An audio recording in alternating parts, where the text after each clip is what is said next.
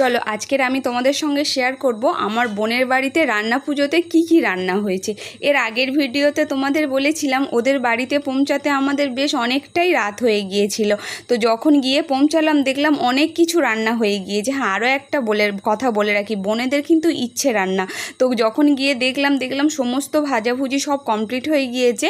আর মা ওদিকে মাছ ভাজা বসিয়েছে, ইলিশ মাছ ভাজা, আর চিংড়ি মাছগুলোতে হলুদ আর লবণ মিশিয়ে রেখেছে। আর অনেক মাছ তো একবারে ভাজা যায় না, তো দেখলাম। আর বাবা ওই লবণ হলুদ মাখাচ্ছিল বসে বসে।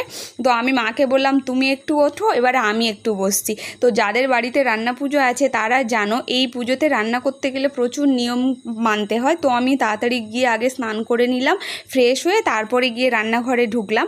আর আমার বাপের বাড়ি বা শ্বশুর বাড়িতে রান্না পুজো না থাকলেও আমার রান্না পুজো রান্না করার সৌভাগ্য আগেও হয়েছে। তা চলো একটু শেয়ার করি তোমাদের সঙ্গে কি রান্না হয়েছিল। তো রান্না হয়েছিল পটল ভাজা, আলু ভাজা, তারপরে হয়েছিল মাছ ভাজা, চিংড়ি ভাজা, একটা বাট নাড়ু বলে একটা নাড়ু হয়, তারপরে হচ্ছে প্রচুর অনেক রকমের ভাজা হয়েছিল। এই মুহূর্তে আমার ঠিক মনে নেই কত রকমের ভাজা। হ্যাঁ, ঢ্যাঁড়স ভাজা, তারপরে পিঠে হয়েছিল, পায়েস হয়েছিল, ডাল, আর হ্যাঁ কচু, ইলিশ মাছের মাথা দিয়ে কচুটাও আমি বসিয়েছিলাম। তারপরে রান্না যখন কমপ্লিট হলো প্রায় তখন 4টে বেজে গিয়েছে।